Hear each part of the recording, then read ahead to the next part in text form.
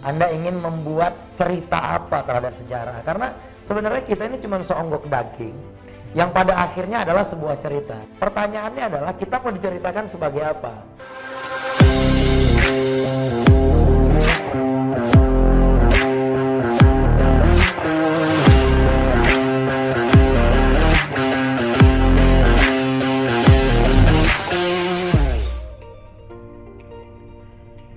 Hai Sobat Politician Academy, selamat datang di program baru The Politician, podcastnya Politician Academy. Hari ini kita kedatangan tamu yang luar biasa. Beliau adalah anak muda, sangat bersemangat, mempunyai bisnis yang besar sekali, dan mempunyai keinginan untuk masuk ke dunia politik. Nanti kita akan kulik lebih lanjut. Beliau adalah Bang Safi Effendi. Oke, Safi Effendi, apa kabar? Baik, Mas Bonggas. Terima kasih. Baik, terima kasih. Bang Safi Effendi ini anak muda yang telah memiliki bisnis yang besar. Bisnisnya banyak sekali di berbagai bidang. Ada bidang kuliner, bidang edukasi, bidang fashion, properti. Luar biasa. Nah, ini kita ingin mendengar sebetulnya bagaimana perjalanan sukses beliau dan kemudian bagaimana kemudian beliau juga kemudian berkeinginan untuk masuk ke dalam dunia politik. Nah, Bang Safi, mungkin pertanyaan basic dulu sebetulnya pada waktu kecil dulu Bang Safi ini punya cita-cita apa sih sebetulnya sehingga bisa jadi seperti sekarang ini? Oke, thank you. Silakan. Jadi terima kasih Mas Bonggas untuk undangannya di Politician Academy. Ini salah satu tempat saya diskusi, tempat saya belajar juga bagaimana mengembangkan diri khususnya di arena kontribusi yang namanya politik. Nama saya Safi Effendi. Kalau teman-teman googling, saya aktif di organisasi juga, pengusaha dan public speaker. Tapi kali ini mungkin kita akan bicara banyak hal berbeda yang mungkin saya sering bicarakan di TV ataupun di tempat-tempat yang lain. Nah, pengalaman saya itu sama seperti banyak orang di luar sana yang hari ini berhasil ya. Selalu ada dua memang Mas. Yang pertama adalah by design, yang kedua by accident. Jadi yang pertama didesain, yang kedua adalah kecelakaan gitu ya. Jadi kalau saya ini mungkin masuk tipe yang kecelakaan ya. Kenapa kecelakaan? Karena dilahirkan tidak dalam kondisi keluarga yang cukup. Jadi ketertekanan hidup, kemiskinan, kemudian kesulitan-kesulitan hidup. Makanya saya menyebutkan di banyak buku saya itu sebagai by accident atau kecelakaan. Kecelakaan karena tidak ada pilihan, no choice gitu ya. Selain bekerja keras dan terus-menerus memperbaiki diri. Pengalaman saya di SD, saya harus berjualan es di kampung saya untuk bisa sekolah. Jadi itu salah satu accidentnya saya. Karena kalau saya tidak berjualan, tidak membantu orang tua saya, maka saya tidak bisa sekolah. Jadi pilihannya cuma satu, kalau tidak bekerja, maka tidak bisa sekolah. Jadi no choice. Nah, ini yang saya sebut di kata-kata di by accident tadi. Nah, itu pengalamannya. Kemudian terus berkembang. Akhirnya saya selesai sekolah, masuk ke dunia kampus. Waktu itu kampusnya kampus negeri. Tapi sayangnya di DO semester 6. Di DO semester 6. Jadi teman-teman yang hari ini di DO dari kampus jangan berkecil hati. Banyak juga orang-orang yang di DO tapi bisa membalikkan keadaan. Dan uniknya adalah 7 tahun kemudian saya masuk ke salah satu bisnis yaitu industri edukasi. Salah satunya kampus gitu ya. Jadi hari ini kita punya beberapa kampus ada di 12 kota. Kampus-kampus kita di pendidikan teknologi, ekonomi, sampai ke pariwisata. Selain itu ada properti dan lain-lain. Tapi intinya adalah sukses itu bukan tentang tahu tidak tahu lagi Mas, tapi tentang mau tidak mau. Jadi teman-teman ketika ada kemauan maka akan ada keyakinan dan kita mengimaninya, maka sumber dayanya akan datang.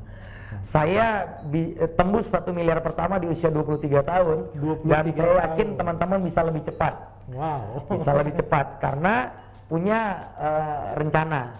Kalau saya kan tidak direncanakan karena by accident. Di tengah jalan saya baru mulai berencana. Nah, Tapi mengenai politik, saya memang sudah punya mimpi sejak lama ingin menjadi Presiden Republik Indonesia. Wow. Gitu ya. Wow. Luar biasa. Karena memang bagi saya kontribusi tertinggi itu ada di dunia politik. Makanya jangan pernah ragu untuk terjun ke dunia politik, meskipun mungkin ada beberapa orang di luar sana, oknum-oknum yang berbuat curang, nakal, yang mungkin membuat masyarakat mengeneralisir dunia politik sebagai dunia yang buruk, hitam, gelap. Tidak. Jadi bukan tentang dunianya, tapi oknumnya. Nah, justru kalau Anda melihat kecurangan di sana dan di sini, ayo orang-orang baik masuk ke dalam politik. Sama-sama kita perbaiki republik kita, sama-sama kita perbaiki negara kita. Ya. Saya rasa itu, Mas. Siap. Luar biasa. Yes. 23 tahun menjadi miliuner. Anda di mana usia 23 tahun? Mungkin pengalaman dari Bang Vi ini menunjukkan bahwa tidak peduli dengan masa lalunya. Kalau misalnya Anda tetap punya rencana, walaupun di perjalanan banyak eksiden, tidak ada pilihan dan lain sebagainya, tapi kalau kita berusaha terus, insya Allah kita bisa mencapai tujuan kita. Nah, sebetulnya yang jadi pertanyaan, kalau tadi sudah mulai masuk ke politik, sebetulnya saya belum mau masuk ke politik, tapi oke lah, kita mulai masuk ke politik sekarang. Ini pengaruh sama logo Politician Academy, Pak. Politician Academy. Okay. Politician Academy. Baik. Begini, banyak orang di luar sana, apalagi anak-anak muda nih ya, berpikir kalau saya udah mau masuk ke bisnis itu kan menghasilkan uang banyak, menghasilkan profit besar gitu. Kalau udah menghasilkan profit besar kan banyak orang mengatakan bahwa politik itu ngeluarin duit, politik itu high cost. Nah, ngapain mau masuk ke politik kalau udah established, sudah berhasil di dunia bisnis? Gimana? Nah, tadi istilahnya ada memberikan kontribusi terbesar, itu gimana tuh ceritanya? Oke. Nah, kalau ini pertanyaannya, jawabannya adalah di nurani kita. Kira-kira apakah kita kepengen diam saja atau berjuang? Saya kemarin buat course di Instagram saya, Anda boleh diam saja, Anda boleh berjuang, dua-duanya tidak ada masalah. Tapi persoalannya adalah Anda mau jadi seperti apa? Anda ingin meninggalkan legacy apa? Anda ingin membuat cerita apa terhadap sejarah? Karena sebenarnya kita ini cuma seonggok daging yang pada akhirnya adalah sebuah cerita yang kita titipkan kepada dunia dan diceritakan ulang oleh sejarawan, yang diceritakan ulang oleh keluarga dan anak cucu kita. Pertanyaannya adalah kita mau diceritakan sebagai apa? Nah, bicara area ini itu bicara kontribusi tentunya. Makanya pertama soal nurani kita terhadap kontribusi terhadap dunia, karena Tuhan udah memberikan kita banyak kesempatan. Kemudian yang kedua, bicara tentang apa yang ingin Anda tinggalkan, apa yang ingin kita tinggalkan, legacy. Dan yang ketiga, pengetahuan tentang peradaban tadi. Saya mempelajari banyak hal tentang peradaban dan saya melihat rata-rata orang-orang yang menjadi pesan bagi peradaban adalah orang-orang yang memiliki kontribusi besar. Dan dunia politik adalah hulunya kontribusi. Gitu. Keren. Yes. Dunia politik adalah hulunya kontribusi. Oke. Nah, sebetulnya kan kalau ini kita ngambil anak-anak zaman sekarang nih ya, kalau kita bilang zaman now ini kan berkata bahwa berkontribusi kan bisa di mana aja gitu loh, nggak harus ada di politik gitu loh. Tapi kenapa harus di politik gitu ya? Tadi poinnya tadi hati nurani, kemudian ada yang lain Bang? Ada jawaban khusus mungkin yang kenapa harus politik? Karena begini, kontribusi terbaik itu adalah kontribusi terhadap manusia, sesama hidup kita. Betul. Dan politik adalah area di mana gerakan-gerakan kita akan menyentuh banyak aspek. Makanya saya bilang tadi hulunya. Mungkin hilir ada banyak ya, teman-teman jadi pembicara kayak saya bisa menginspirasi 1 juta orang, 100.000 orang atau 1.000 orang. Anda menjadi pengusaha, Anda bisa menginspirasi atau berkontribusi terhadap karyawan dan keluarga Anda. Tapi kalau politik, dengan satu buah kebijakan, kita bisa mempengaruhi banyak hajat hidup orang banyak. Nah, ini menariknya dunia politik. Makanya saya menyerukan kepada diri saya sebagai role model terhadap apa yang saya bicarakan. Saya juga mengajak teman-teman yang lain untuk mulai belajar tentang politik, mulai belajar tentang kepemimpinan. Karena leadership, tempat prakteknya ya politik. Jadi kan leadership ini kan adalah hitah kita sebagai seorang manusia gitu ya. berkontribusi menjadi khalifah di muka bumi. Ladang praktek yang paling besarnya dan yang paling luasnya adalah politik. Apapun itu, legislatif, eksekutif, kepala desa gitu ya, apapun, presiden gitu ya, apapun. Nah, ini adalah ladang kita untuk berkontribusi. Hulunya adalah dengan satu gerakan kecil kita bisa mempengaruhi banyak hal. Itu yang saya maksud dengan hulu tadi. Betul. Nah, ini poin menarik juga mengenai masalah hulunya tadi, karena tadi dikatakan bahwa dengan satu tindakan kecil aja seorang pemimpin politik bisa mempengaruhi hajat hidup orang banyak. Ya, karena kebijakan publik itu dihasilkan oleh pemimpin, kebijakan publik dihasilkan oleh wakil-wakil yang masuk ke dalam dunia politik. Ya, jadi mulai sekarang mungkin pandangan-pandangan yang buruk terhadap dunia politik mulai dibersihkan di kepala. Ya, justru di dunia politik butuh anak-anak muda. Justru dunia politik butuh orang-orang baik, sehingga semakin banyak orang yang berkontribusi baik bisa memperbaiki hidup bangsa ini. Gitu ya Bang ya? Kurang lebihnya seperti itu. Tapi tadi ada kata-kata menarik juga mendengar role model ya. Penting juga di politik kita mengambil role model yang benar. Karena tadi kalau kita berkaca kepada role model oknum-oknum bisa tersesat, bisa belok. Nah, pertanyaan saya sebetulnya kalau untuk role model di dunia atau di dunia politik, Bang V ini kira-kira siapa Bang? Kalau saya sebagai seorang muslim, role model utamanya jelas Rasulullah ya. Tapi saya lebih teknikal lagi untuk Indonesia nih, menarik nih. Kalau role model saya di Indonesia itu adalah Cokro Aminoto. Jadi Cokro Aminoto mengajarkan kita pergeseran antara Sarekat Dagang Islam menjadi Sarekat Islam. Gerakan pengusaha-pengusaha yang berkumpul dari Batik Laweyan di Solo, kemudian berkembang menjadi sebuah organisasi dengan 2 juta anggota waktu itu. Di situ kita mulai mengeja Indonesia. Dan ketika kita mulai berani mengeja Indonesia, kita bergeser tuh. Jadi Sarekat Dagang Islam bergeser menjadi Sarekat Islam. Jadi ekonomi dulu baru politik. Itu menurut pengalaman hidup Cokro ya, untuk berkontribusi bagi Indonesia. Meskipun Cokro Aminoto tidak bisa menghirup alam kemerdekaan, karena meninggal di tahun sebelum kita merdeka, sebelum proklamasi. Tapi poinnya adalah Cokro Aminoto mengajarkan tentang kemandirian ekonomi, baru kontribusi. Itu kenapa saya menjadi pengusaha dulu, membangun bisnis dulu, membangun kehidupan keluarga yang mapan dulu, baru mulai berkontribusi. Sehingga proses kontribusi saya tidak punya beban. Bebannya adalah beban peradaban, apa yang ingin saya tinggalkan, bukan beban ingin kembali modal dari apa yang kita keluarkan untuk mencuri, untuk maling, untuk dan lain-lain. Ini yang perlu dikoreksi. Makanya role model saya itu Cokro Aminoto, Kutu Indonesia. Nah, ini menarik sekali ya. Jadi kita perlu belajar kembali ke sejarah kita, bahwa sejarah kita ternyata penuh dengan tokoh-tokoh yang memberikan nilai-nilai yang positif. Para founding fathers kita itu luar biasa sebetulnya. Nah, Cokro Aminoto tadi mengajarkan untuk stabil ekonomi dulu, baru berkontribusi secara politik. Nah, ini saya pikir juga menarik ya, karena kita banyak dengar di luar, banyak anak-anak muda tidak berani masuk ke politik, Bang. Gara-gara ongkosnya mahal. Mau masuk nggak ada duit. Mau masuk legislatif harus bayar untuk kampanye. Mau masuk jadi kepala daerah terhambat itu. Nah, ini kira-kira gimana? Apakah jalurnya memang harus seperti itu dulu? Masuk ke bisnis dulu, independen secara ekonomi, baru kemudian berkontribusi secara politik. Seperti itu. Ada banyak cara ya, dan ada banyak jalur. Ada juga yang memang by design.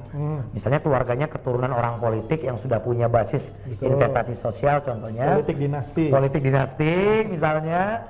Ya pilih anak saya ya, misalnya begitu ya. Tapi ini kita bicara yang lain ya. Kita bicara yang lain. Nah, poinnya adalah teman-teman, bisnis, kerjaan atau apapun tidak ada masalah. Yang paling penting kita dirinya beres dulu, baru berkontribusi. Karena kalau dirinya tidak beres, dikhawatirkan akan masuk kepentingan-kepentingan lain yang membiayai gerakan kontribusi kita yang akan menuntut sesuatu nanti di depan. Nah, ini yang dikhawatirkan. Betul. Gitu. Mengenai mau jadi pengusaha, mau jadi direktur, mau jadi rektor, tidak ada masalah. Ini kan cuma alat ya menuju kemandirian secara finansial dan mentalitas gitu. Tapi ketika kita sudah sampai di titik itu, maka kontribusi kita itu bisa lapang gitu. Bisa lapang dan bisa tenang, jernih berpikirnya. Ide-ide yang keluar tuh ide-ide kontribusi, bukan ide-ide titipan melalui tubuh kita. Nah, ini yang menjadi catatan penting bagi teman-teman dan bagi kita semua gitu. Betul.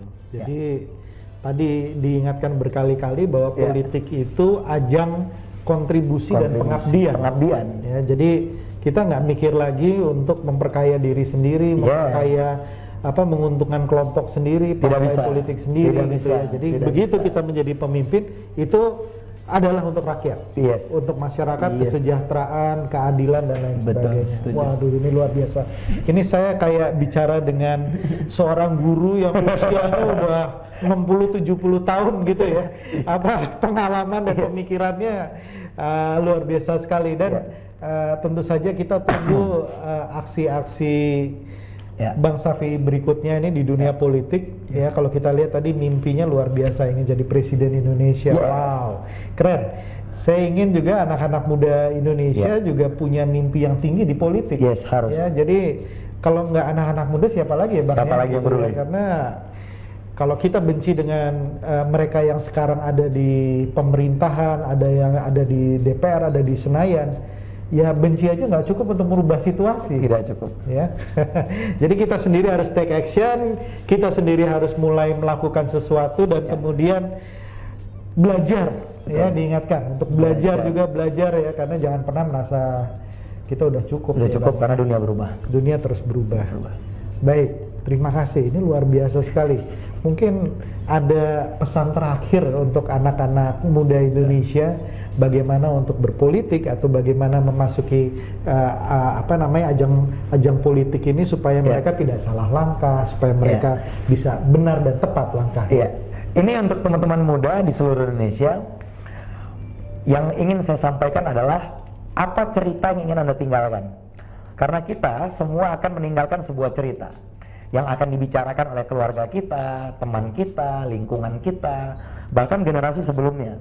Ketika saya punya mimpi jadi presiden, meskipun tidak tercapai, maka anak cucu saya akan bicara. Dulu saya punya kakek, orang yang berani bicara tentang itu.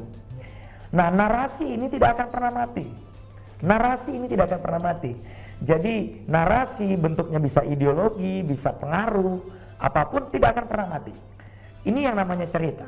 Saya mengundang Anda semua anak-anak muda, ayo tuliskan cerita kita, sehingga para sejarawan nanti 100-200 tahun ke depan akan membicarakan kita sebagai sebuah cerita yang menginspirasi, sebuah cerita yang menggerakkan, sebuah cerita yang pada akhirnya menjadi amal jariah untuk kita. Gitu.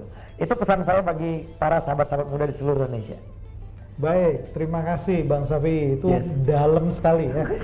Statement terakhir itu betul-betul teman-teman perlu dengarkan, mungkin berulang-ulang gitu ya, untuk kemudian masuk ke alam bawah sadar dan bisa melakukan seperti apa yang dikatakan. Cerita apa yang mau kita buat untuk orang lain, manfaat apa yang mau kita berikan untuk sekitar kita. Untuk sekitar seperti kita. Itu ya. Baik, demikian saya pikir sebuah ruang yang sangat inspiratif sekali. Semoga ini bermanfaat bagi teman-teman muda di seluruh Indonesia. Mari kita mengajak bersama-sama untuk berjuang di jalur politik, anak-anak muda, orang-orang baik, perempuan, siapapun, untuk membuat perubahan bagi Indonesia. Demikian, terima kasih. Wassalamualaikum warahmatullahi wabarakatuh dan salam perubahan. Salam perubahan.